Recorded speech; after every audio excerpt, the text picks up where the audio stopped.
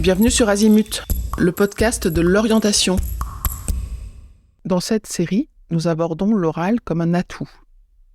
Et dans cet épisode, c'est le stress que nous allons traiter. Nous allons vous expliquer comment le gérer. Vous ou votre ado, vous vous sentez stressé à l'idée de passer un oral. Rien de plus fréquent. La bonne nouvelle, c'est que c'est un bon signe. Car c'est bien la preuve que nous sommes des êtres vivants. Parfois, certaines émotions peuvent nous bloquer, comme par exemple la peur et la colère. Mais d'autres émotions nous portent et nous amènent à nous dépasser. Est-ce que vous avez, vous ou votre ado, les mains moites, la voix qui tremble, les jambes qui flagellent, le regard qui fuit? Pas de panique, cela se transforme grâce à une préparation. Si nous sommes trop stressés, notre énergie ne va pas au bon endroit et nous perdons jusqu'à 80% de nos capacités. Pour faire face au stress du quotidien, nous avons tous, en nous, un moyen privilégié de remplir ce qui s'appelle une batterie anti-stress. Pour cela, il faut apprendre à se connaître. En effet, selon votre personnalité, vous aurez besoin soit de passer un moment chaleureux avec vos amis proches, soit de passer un moment seul, soit de visionner un film drôle. Voilà, à vous de trouver ce qui peut vous permettre de passer un bon moment. Vous pourrez également avoir envie de participer à une compétition, de planifier votre préparation, d'échanger, de vous sentir bien, pour vous ressourcer et pour faire face à votre stress. En effet, nous avons en nous des besoins parfois inconscients qui, quoi qu'il arrive, ont besoin d'être pris en compte pour que nous fonctionnions de manière optimale. Par exemple, admettons que vous ou votre ado ayez comme besoin fondamental d'être en contact avec le monde et vos amis, mais malheureusement, à cause de votre emploi du temps, vous devez travailler seul pendant 2 semaines. Alors, comment vous sentez-vous? La batterie est à plat?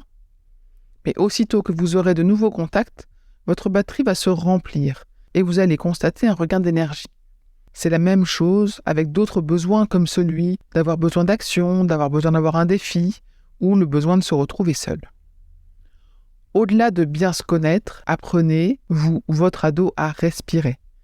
En effet, la respiration est essentielle au fonctionnement de nos cellules.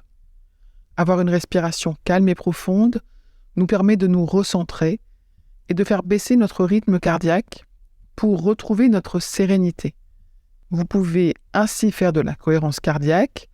De nombreuses applications sont disponibles. Pourquoi la cohérence cardiaque? Car en 5 petites minutes de respiration guidée pendant laquelle on remplit visuellement un cercle, puis on le vide en un temps compris entre 3 et 4 secondes, nous pouvons ainsi réguler notre système nerveux autonome. C'est notre pilote automatique. Et ainsi réduire l'intensité des effets du stress sur notre organisme. Une astuce souvent oubliée pour être performant, c'est l'hydratation, avec de l'eau. Pas de boisson sucrée avant un examen, car le sucre excite en premier lieu, puis provoque une baisse d'énergie lorsqu'il y a une chute de glucose dans votre sang. Votre cerveau vous remerciera, car les neurones sont alors capables d'être au top de leur forme. Dans un autre épisode de ce podcast, qui s'intitule « Adopter une posture sereine, comment avoir l'air naturel à l'oral », nous vous expliquerons l'importance des différents éléments qui permettent le jour J d'être dans une attitude sereine. Je vous retiens quelques secondes de plus et je vous remercie pour votre fidélité et votre attention. J'avais 2 messages à vous faire passer. Vous écoutez peut-être ce podcast sur Apple Podcast ou sur Spotify ou sur une autre application de podcast et il est possible que vous ignoriez que le site azimut-podcast.com diffuse l'ensemble de ces épisodes en les ayant organisés et rangés de manière thématique. Ceux qui connaissent ce site sont vraiment contents de pouvoir y écouter sereinement chacun des épisodes et de pouvoir utiliser ce moteur de recherche.